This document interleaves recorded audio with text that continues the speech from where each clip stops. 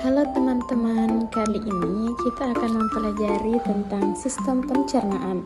Nah, tujuan pembelajarannya adalah menjelaskan zat-zat makanan yang terkandung dalam bahan makanan beserta fungsinya bagi tubuh dan menyebutkan contoh-contoh bahan makanan sebagai sumber zat makanan yang diperlukan oleh tubuh. Nah, tahukah kalian apa yang kita lakukan setiap harinya? Setiap hari kita melakukan sarapan pagi, makan siang, dan juga makan malam. Nah, mari kita mempelajari tentang zat-zat makanan. Pada dasarnya, kita harus memenuhi kebutuhan energi kita dengan mengonsumsi makanan. Nah, adapun zat-zat makanan, yang pertama adalah zat makanan makro. Zat makanan yang diperlukan tubuh dalam jumlah besar dan terdiri dari karbohidrat, protein, dan juga air.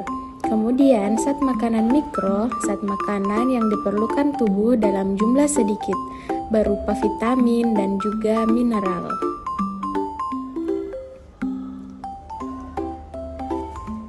Nah, zat makanan yang pertama adalah karbohidrat, lemak, protein, vitamin, mineral, dan juga air.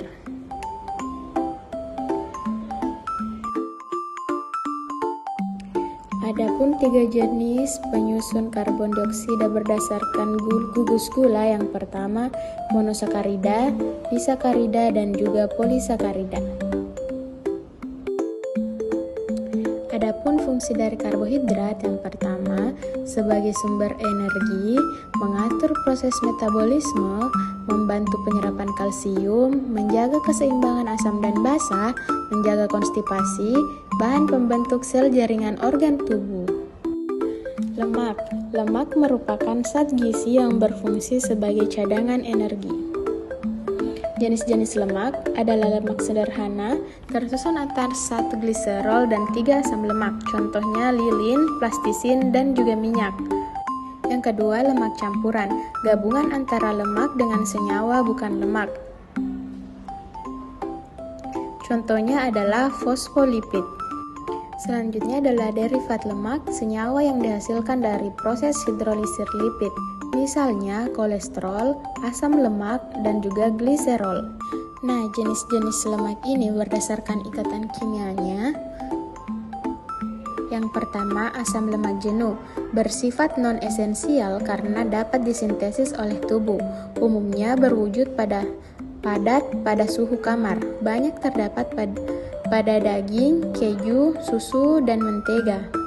Yang kedua, asam lemak tidak jenuh, bersifat esensial karena tidak dapat disintesis oleh tubuh, umumnya berwujud cair pada suhu kamar.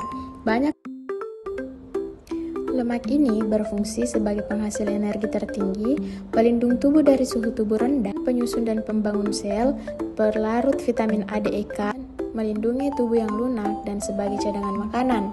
Kemudian selanjutnya adalah protein. Protein pada bagian struktural berfungsi untuk membentuk struktur sel. Kemudian fungsional melakukan fungsi tertentu dalam sel seperti imunitas dan metabolisme. Selanjutnya jenis-jenis protein berdasarkan sumbernya. Protein hewani terdiri atas telur, ikan, dan juga daging. Kemudian protein nabati terdiri atas tempe, tahu, dan juga kacang hijau. Adapun fungsi protein sebagai sumber energi, memperbaiki jaringan tubuh sebagai zat pembangun, mengembangkan cairan tubuh, dan menyintesis zat-zat penting. Kemudian vitamin, senyawa organik yang diperlukan tubuh untuk memperlancar metabolisme. Vitamin tidak dapat menghasilkan energi, tubuh memerlukan vitamin dalam jumlah sedikit. Kekurangan vitamin disebut dengan avitaminosis. Nah, jenis-jenis vitamin ada vitamin A, B, C, D, E, dan K. Kemudian mineral, substansi anorganik yang biasa ditemukan dalam bentuk ion. Kemudian mineral tidak mengalami proses pencernaan karena bersifat mudah larut dalam air sehingga mudah diserap oleh genjot usus halus. Jika tubuh kekurangan mineral tertentu dapat mengakibatkan penyakit defisiensi. Nah, adapun pengelompokan mineral ada unsur makro, natrium, kalium, fosfor, kalsium, dan juga magnesium. Kemudian unsur mikro, seng, besi, tembaga, mangan, dan yodium. Nah, selanjutnya adalah air.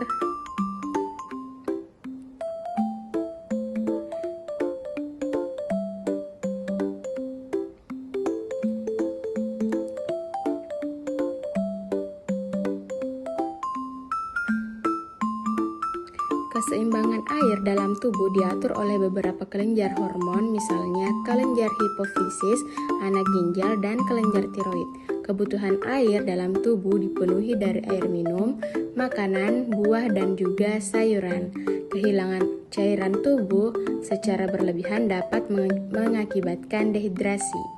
Nah, adapun fungsi air adalah yang pertama adalah mengatur suhu tubuh, melindungi jaringan dan organ tubuh, membawa nutrisi dan oksigen ke seluruh tubuh, mengangkut sisa metabolisme keluar tubuh, medium berbagi reaksi kimia tubuh, dan juga mengurangi beban kerja ginjal dan juga hati. Nah, sekian pembelajaran kita hari ini. Terima kasih telah menyimak video ini dan juga semangat belajar.